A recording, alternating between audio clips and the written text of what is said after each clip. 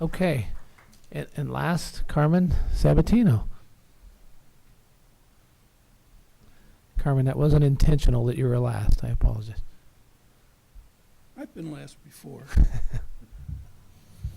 You know, in 5 minutes, I can't possibly convey to you what has been going on here. I don't know if you're aware that the backstory is created. It's an online journal of fact and original reporting and opinion. It is specifically intended to be an alternative to the local newspaper where certain news items are underreported or not reported at all, where not all points of view make it into print, and where current economic conditions have rendered investigative reporting all but extinct. The emphasis is on the Stanislaus County area, political, economic, social, cultural, that affect those of us who live here. We are not suggesting that we are going to supplant the daily newspaper, but we are stating that there is a considerable gap between what happens in and around our communities and what is reported, and we propose to fill that gap.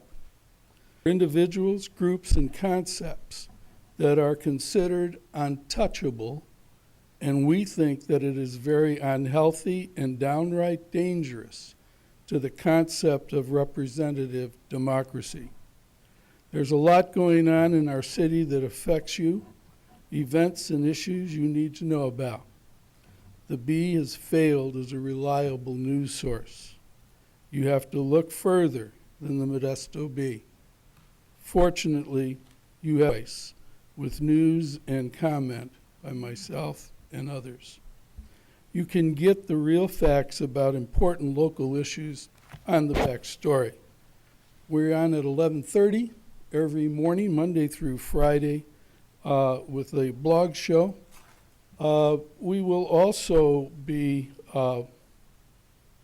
making more use of social media. You may even see me here on Facebook or Blog Talk or other avenues. As I said, I can't possibly convey to you what's been going on in this county. I have attended 3 trials in this county. One was my own. That's when the Unholy Trinity was here.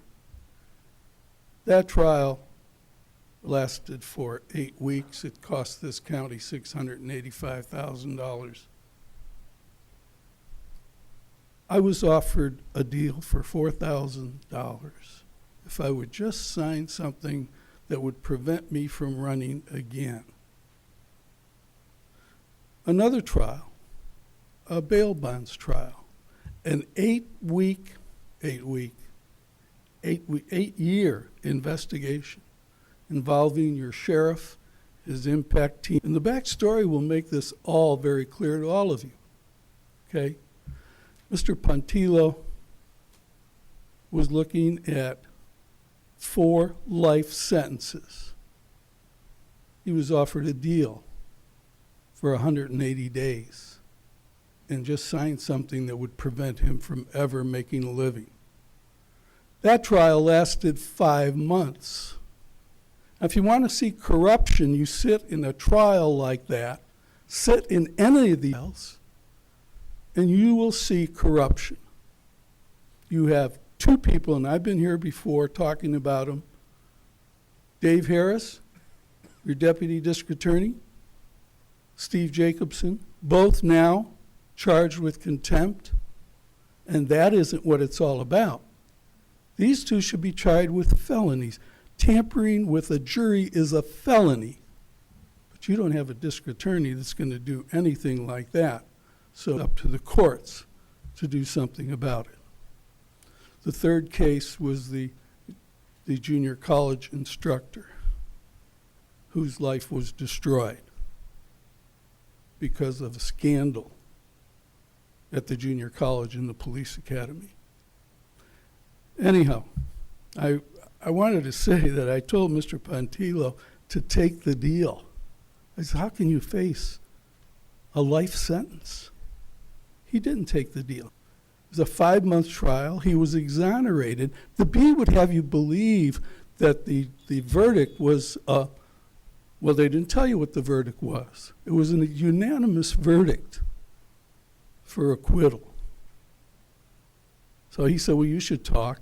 He says, you didn't take the deal. Yeah, but I was only looking at 2 years. I'm upset. I'm more than upset. I'm mad. Mr. Dorning, I ask you to tell your lawyers to leave me off their deposition lists. I was never at the, I don't have the time, but we'll discuss that thoroughly. You heard from a woman today on domestic violence. Let me tell you, we have folders full of law enforcement officers who abuse and beat their wives and get away with it. Thank you. Thanks, Carmen. Okay, that's the last that I have cards for. Is there anyone else that did not? Yep, come on up.